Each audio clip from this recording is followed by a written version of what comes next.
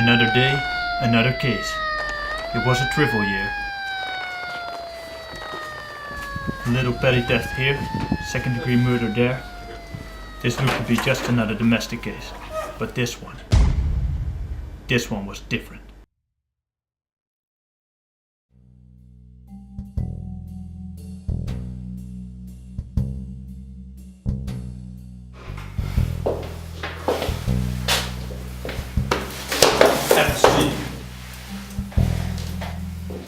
Do I have a choice?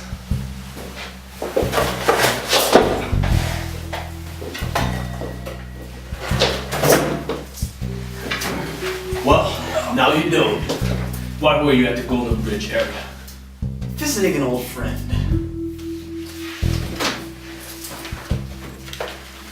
Oh, Henry perhaps? Yeah, that's right, Henry. I went to visit Henry. Bullshit! We shut down Henry weeks ago.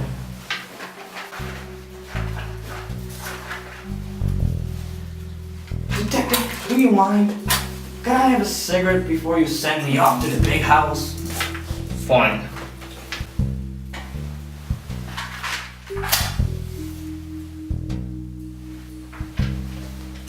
About Henry. Henry was just a small fry.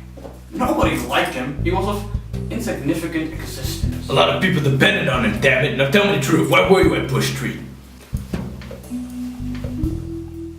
I picked up a pack of cigarettes at the grocery store. I was fresh out and in need for a snack. Where? Joe's grocery store. Strange, because when they found you, you only had 2 cigarettes on you. How do you explain that? I smoked them all. You smoked 18 cigarettes within 800 yards of the grocery store you bought them in. Give me this straight though. Where were you at Bush Street? Only 2 blocks away from the crime scene. What does it matter? Is it illegal to be in that neighborhood? Listen, you filthy! What?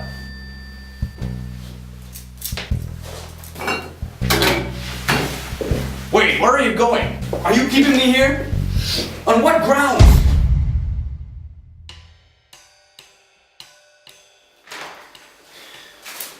No. No! The call was about some newfound evidence. I headed over to forensics. What did you find?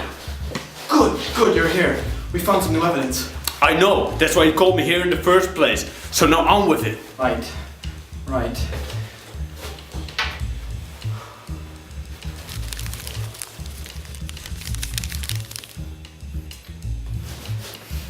This was brought in by a beautiful dame. She had long, gold, high hair, all ginned up. She had blue eyes, I think. Or were they green? She was about 5'6", maybe 5'7". She was a little taller than I was, and I'm about 5'6". Shut up already! Did this beautiful dame happen to tell you where she found this murderous tool? Yes, she did. She found it in some bushes on 8th Street. Or was it 2nd Street? Oh, I know! She found it in some bushes at 1st Street.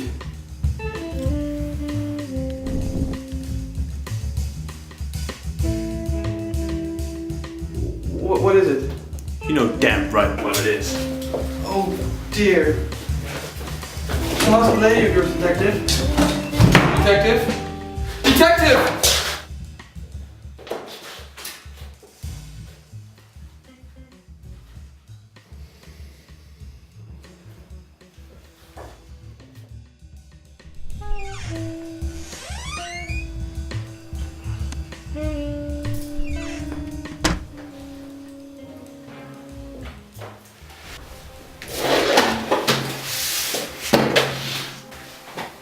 What's this?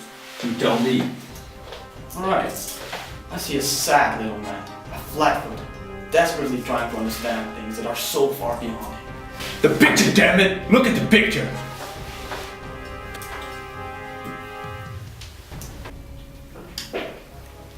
Found him cut in half in the gutter. He was just a baby. You understand me, you baby? Calm down, calm down. Think about all the ones you didn't find. You filthy!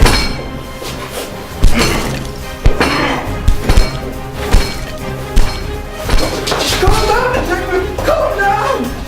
Stop it! You're gonna leave nothing to interrogate. Cool off. Take a walk or something.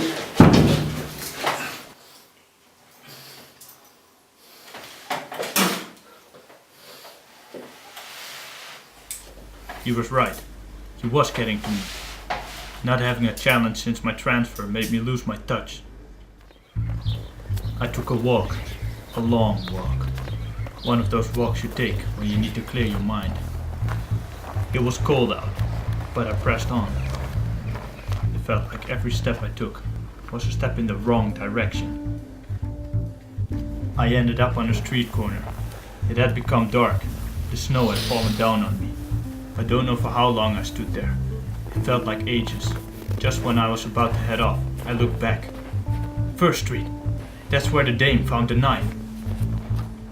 I spent hours looking around on First Street, checking the bushes again and again. I couldn't find hide or hair. Nothing. Zip. Nada. Zero. Due to all the heavy snowfall, all traces were lost. Hours of searching, and nothing to show for it. I threw away my last cigar in the trash bin. The trash bin, the one place I hadn't looked. And there they were. The perp's gloves. Now I had the justification I needed to go to his apartment. I headed over there but quick, as fast as my sore feet would take me. It had been a long day, and was far from over. When I got to the apartment, I headed straight up. The stairs were long, and I was so damn tired. As I neared the top, I was welcomed by a strange scent. I'd smelled it before, but could not place it at the time. The room was a terrible mess. The smell was even more apparent here. No one was to disturb me, so I closed the door. I crouched down and inspected the globe. This whole place seemed to be out of beat with the rest of the world, like it was crumbling in slow motion. Trinkets were hung everywhere. I inspected some of them. They were meaningless, at least to this case.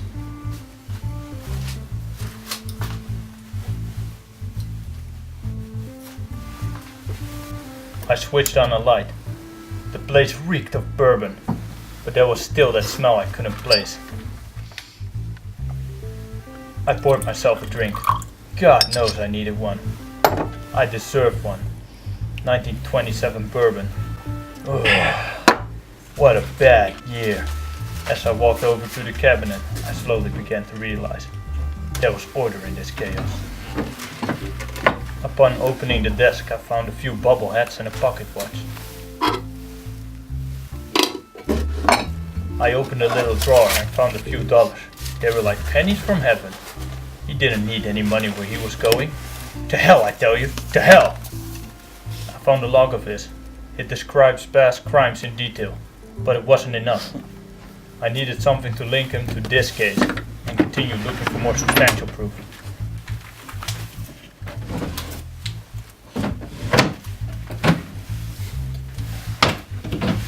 The rest of the cabinet was empty, and the papers on the floor were of no help to me either.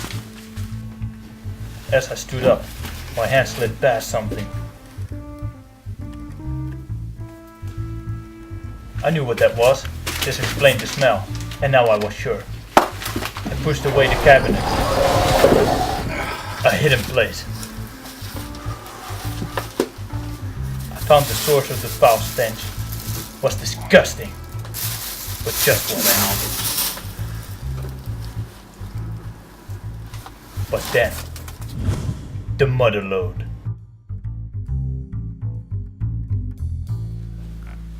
Welcome back, Detective. How much longer will the charade go on? Sit down and shut up. This won't take long.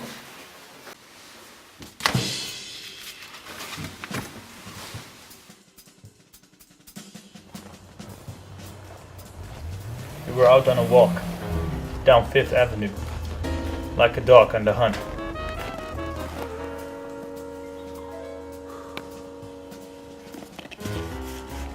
There was a nice little family enjoying themselves. You went to take a look. They were having a good time and you couldn't take it. They were having too much fun to notice you, the poor SOBs. The longer you looked at them, the more disgusted you became. Until finally, you snapped. Your mind was set. You were going in. You barged in through the front door. They never saw it coming. Like a ferocious animal. You went to town on them. What proof do you have? These are preposterous accusations.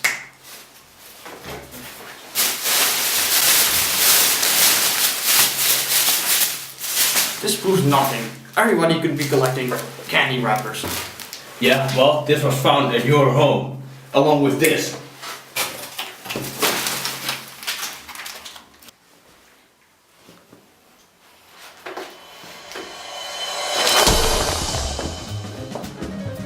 You struck down with pure hatred. Nothing could hold you back. The woman called the police, but you were too blinded with rage to notice. You pounded and pounded and pounded on them. First, you broke all the butterfingers. You went at him like a madman.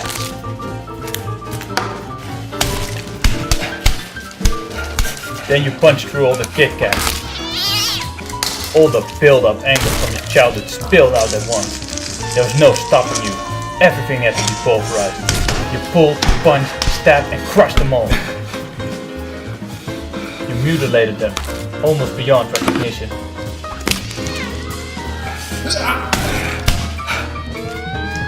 As the police arrived, you made your escape. On your way out, you stepped on a line. Another innocent victim to a seemingly endless list. You made your way through the garden and escaped in the alley. You narrowly avoided being spotted and thought you got away scot-free.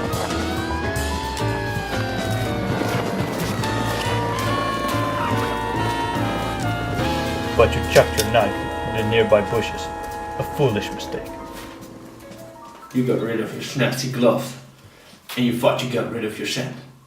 But what you didn't realize was, you got a bounty on your head.